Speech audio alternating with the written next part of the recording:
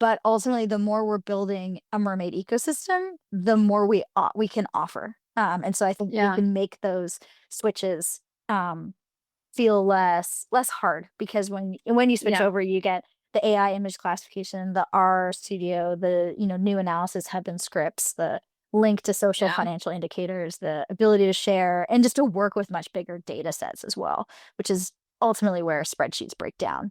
Like Shinta will tell you with her 60 megabyte Excel files that never opened before Mermaid. Okay, that's perfect. I better get us into podcast land Yeah. before we get too much audio gold here. Hello, I am Henry Borabach, your host for Reef Exchanges, the podcast brought to you by the Reef Resilience Network. For 20 years, the network has been a global leader in training marine managers and other practitioners to effectively manage, protect, and restore coral reefs.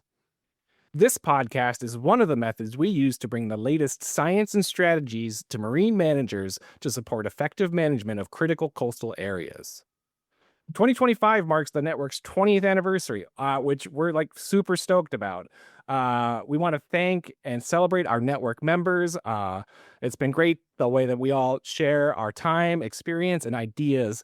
And of course, just day over day, do the hard and important work of taking care of our world's marine areas.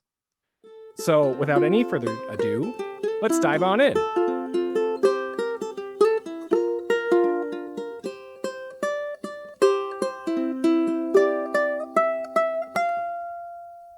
On this episode, Anik and I are joined by Dr. Emily Darling, Director of Coral Reef Conservation and co-founder of MERMAID, and Shinta Pardede, Marine Science Unit Manager with the Wildlife Conservation Society in Indonesia.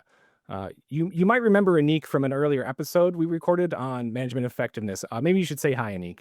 Hi, everyone. I'm Annie Cross, Resilience Science Lead for Global Oceans at the Nature Conservancy.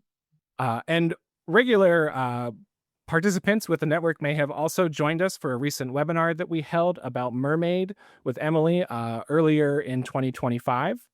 We received a lot of positive feedback and interest in MERMAID, and so we thought it'd be really cool to have another conversation with Emily. And she recommended that we bring along Shinta to talk with us a little bit more about the tool and how it's being used in real-world projects. I encourage you to check out the webinar recording that's available on our website at reefresilience.org. But don't worry, there's no need to have watched the webinar to follow along with the conversation we're going to have today. And hopefully, if you were on the webinar, this will just provide a little bit more insight and follow up from that content. And with Emily here, I'm not going to attempt any kind of overview of MERMAID other than to say that it's a free and open source data platform specifically designed for monitoring coral reefs. But Emily, would you please introduce yourself and just tell us a little bit more about your own background and how you got started with the MERMAID project? Sure. Thanks, Henry. It's great to be here. Thank you so much for having us on your podcast. So I'm a coral ecologist. I'm trained to look at different communities of coral reefs. I'm happiest with a scuba tank on my back, counting corals underwater. And when you get out of the water, you have to enter that data somewhere. And when I was a graduate student and a postdoc, that meant entering data into spreadsheets. These were often Excel spreadsheets. I'd either be entering my own data or working with decades of data that had been collected by my colleagues at the Wildlife Conservation Society. And ultimately, those spreadsheets just broke down with the amount of data that we were trying to enter. And it turned out when we asked people for their data sets all over the world, they'd entered their data in also really unruly and cumbersome spreadsheets that looked really different from ours. And so ultimately that meant it was really hard to work with our data, to work with other people's data. And it was so much blood, sweat, and tears trying to really understand what we had seen on the reef. So when I joined the Wildlife Conservation Society nearly 10 years ago, my first job was data in, clean data out. And how could we build a central database to do that? Working with some amazing technologists who are the core of the MERMAID team, we eventually developed MERMAID, which is a simple web app that lets coral reef scientists enter their data using drop downs, using a few keystrokes to get to a species name instead of having to type out a whole long Latin name, and having key metrics of coral reef health calculated on the fly. MERMAID works offline in remote field conditions. It, is surrounded by now an ecosystem of other apps. This includes an R package, so you can quickly, bring down data from different projects. It includes a dashboard, MERMAID Explore, where you can go in and look at your data, share different views of your data, look at other people, summary data, who've been collecting in the same areas where you're working. And we're really excited about launching MERMAID AI in just a few weeks. And that's going to be a way to quickly upload and process your photo quadrat images using a MERMAID AI model in partnership with CoralNet. So MERMAID, is really trying to solve the data problem for coral reefs to make it much faster for managers, for analysts, for governments to take the pulse of coral reef health in the places they care about. And we've been really proud of its success so far, of how many different organizations and scientists and people are using it. And all of that wouldn't have been possible without working very closely with people like Shinta from the very beginning, making sure this really met the needs of field teams on the ground. And so I'm so excited that Shinta is here to talk about MERMAID too. Oh, perfect. Yeah, you're doing my job for me. Shinta, would you please go ahead and introduce yourself too, and tell us a little bit about how you got involved with Emily and MERMAID? Yes, thank you, Henry, for having me here. Hi, everyone. My name is Sinta Pardede. Right now, I'm the Marine Science Unit Manager at WCS Indonesia program. So excited to be here because this is my first podcast, and even more so because we're talking about one of my favorite topics, mermaid. Like Emily, I started my career as a coral reef fish data collector with WCS Indonesia in 2002. Working in the heart of the Coral Triangle has given me the opportunity to support coral reef conservation and strengthen MPA management across Indonesia.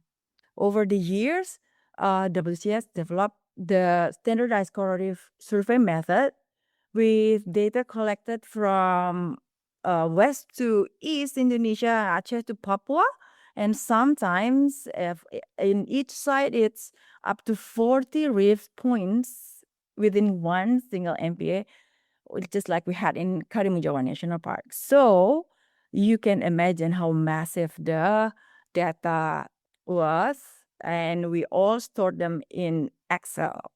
So I spent countless hours cleaning it only to keep finding errors, typos, and missing attributes like traffic groups or like weight indices. Then I met Emily that was working with the coral reefs data from all WCS sites around the world.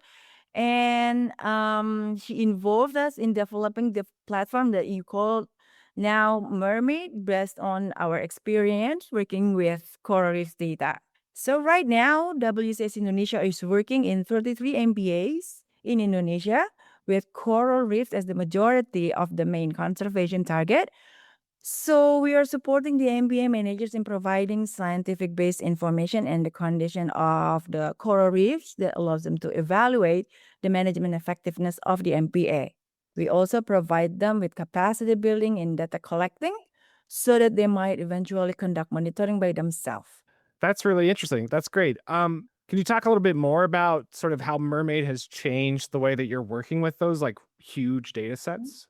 Well, yeah, so kind of the magic of mermaid is like as like let's say that if we use to entry data 6 transect per day, like in daily basis, but with mermaid, um it can cut the half of the time so that we can get up to 9 transects a day and no cleaning and reformatting needed when compiling data from different collectors. It reduces all the typo in the site name, etc. as well. Mermaid helps us a lot. Yeah, for sure. I think if we pivot a little bit, you mentioned earlier on about management effectiveness, and that's something that we at the Reef Resilience Network work on a whole lot. So I was wondering if you have an example that you could share of how you've used MERMAID or MERMAID data to change or adapt some of you or your partner's management decisions. WCS is partnering with MPA managers, especially for the marine teams in Indonesia. And we're mostly working with the local government or the head of national park, for example. So we support them to evaluate the condition of coral reef ecosystem. That is the main conservation target for the MPA usually. And the results will be used to help them to rezoning the management system because within an MPA, they usually reevaluate the management system for each 5 years. So we support them on doing that, and using Mermaid, we help them to identify where's the area that is properly need more protection, or it's already good, and which one is the area that we can recommend as the tourism area, something like that. So yeah, using the data from Mermaid, that helps a lot. And then our local partners usually use our data to support them rezoning the management. And we also support the government to evaluate the management effectiveness using MATT or EVICA, whichever that they use. And yes, again, our data are mostly used as the basis assessment. I think with the organized data from Mermaid, and also our partner can see it directly from their website, it helps a lot. Great. Thank you. Yeah, it really sounds like Mermaid's just a big part of your work stream at this point, which is great to hear. And, we were talking with Emily here too. And it's been cool to hear about sort of the responsive pattern of like how she was able to listen to you and your team about your needs and sort of adapt Mermaid as you all went. Is there anything that you're doing with Mermaid in a way that Emily maybe hadn't imagined or hadn't intended it to be used for, maybe outside of just monitoring reef health? Yeah, we usually use Mermaid for coral reef monitoring, reef health. We also help our local partners. We introduce and promote Mermaid to them and provide them with trainings to use Mermaid, so that especially to the local monitoring team that we're working with, that using Mermaid will be very beneficial for them in assessing their own reef, and using Mermaid will help them. Basically, they are more confident on the results because they can see the values right away from on Mermaid. You have such a long career. You've been doing this for so long, and Emily obviously has a similar background, and you've been working together. And there's R packages and AI components to this, and so it's pretty amazing to hear about like local communities being able to learn how to use this tool as well. In those trainings, what's the learning curve like with Mermaid when you're training people up to use it? In Indonesia, almost in most MPAs, they also community surveillance group or Pokmaswas, and they are the responsible also to watch over their reefs. So they are also training to conduct coral reef monitoring with using Mermaid, and there are more people willingly to learn more about coral reef monitoring. And I think it's also because the system has been developed well, so that they are more confident to do that. Yeah, that's a great point to make, actually, that Mermaid it's this really useful on-ramp to people to be more involved and Yeah. engaged with the reef. Yeah, for sure. I'm glad that you found it. Please tell me that I am not over promoting Mermaid. I think Oh, so. no, yeah, that's always a line. It's always a line that you got to be careful about. But I think, like, Anik was saying, she's really like excited about the tool, and again, a lot of the people that in our network are excited to hear about it too. So, we're trying not to make it sound like a commercial, but at the same time, I think it's good to be like, no, this is a great tool and it's working really well. I know, yes. And because this is like the only one, I think, that is helping us from the process, from the very early process of entering data and then processing and then analyzing and then even got the results in graphic display with the graph and map. So that's awesome. Yeah. I mean, just using Mermaid, you can develop one whole report. I mean, I think that's great. Like that just is what it is. I mean, that's why it's such an exciting tool. I'm going to, Henry, if it's okay, I'm going to shift gear a little bit. And as you had mentioned, we had a fantastic webinar, and I know we had a few questions left from from the people who participated. And I was wondering, Emily, if you would answer a couple or one or two of those. Of course. Yeah.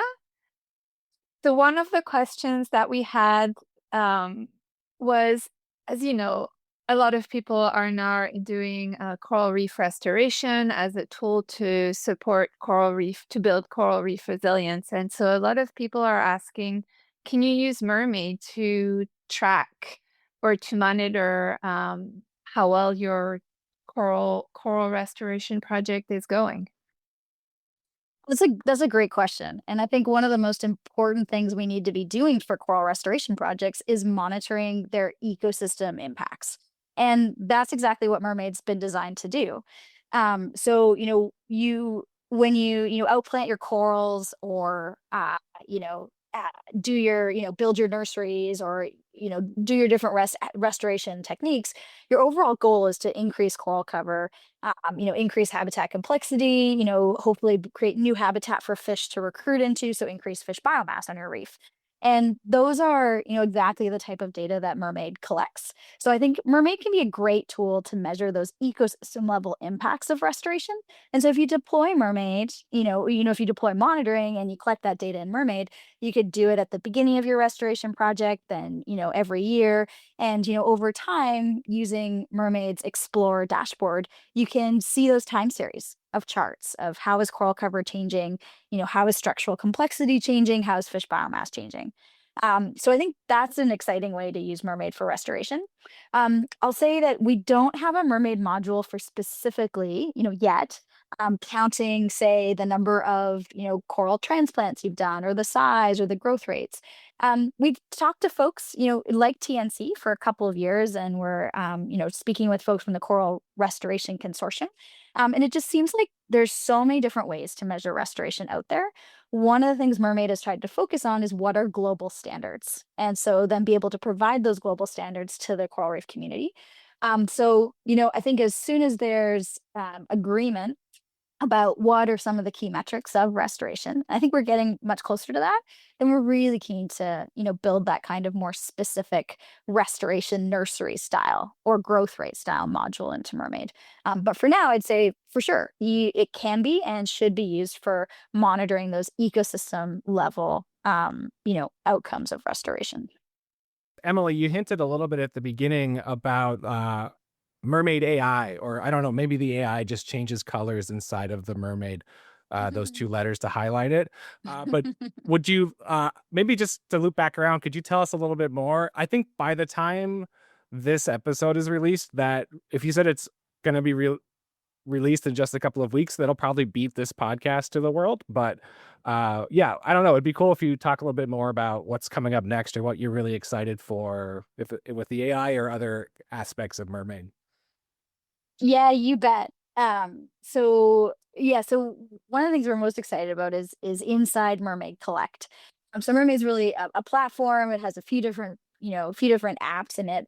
Our Mermaid Collect app is how people enter data. And so, around your question of is it an R package? Is it hard? That's just one of our extra apps if you want to use R and link in data.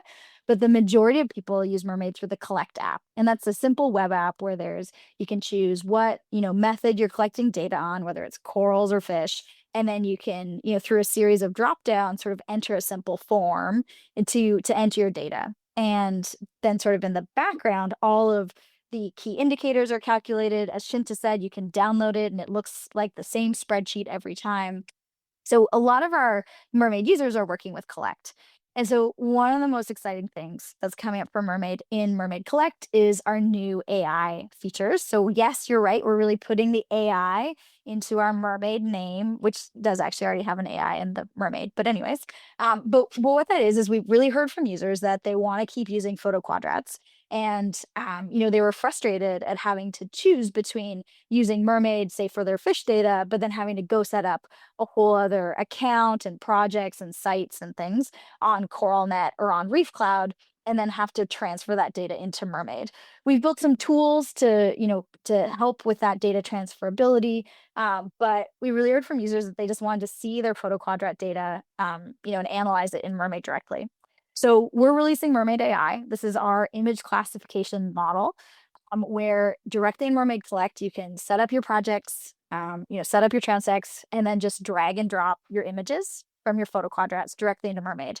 Our Mermaid AI model then starts processing those images from 25 points that we put on those images, and we give you the model's best guess, whether that's coral cover, turf algae, macroalgae, soft coral, but also a series of common genera. So that could be Acropora, Poecilopora, Porites, and we can also start to look at growth forms. So is it a Porites branching or Porites massive?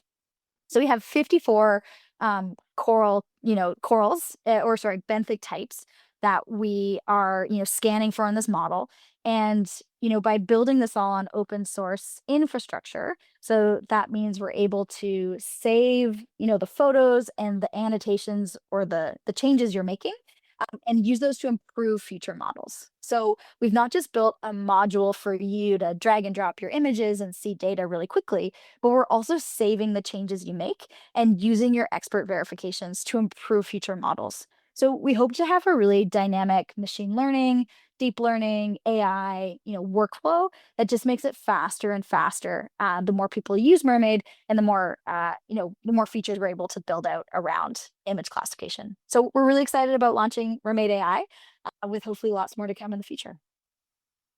Fantastic. It's been really fun talking with you both today too. I think it's one of the exciting things, is just sort of the energy that we've been feeling for Mermaid across the network and just in general in this whole sphere of work. Anik, it's always a pleasure. Emily and Shinta, thank you both so much for sharing your expertise with us. It's been really cool hearing more about Mermaid and sharing some of the excitement that you're feeling and that we've felt across the network. And I'm really looking forward to keeping up with the latest and greatest. And thank you to all of our listeners as well. You can find show notes and other episodes, as well as other resources like online courses, webinars, toolkits, and more at reefresilience.org. If you aren't already a member, please go to the website and join the network to receive notifications about new webinars, mentored online courses, and other offerings. And we hope you'll tune in again next episode. Until then,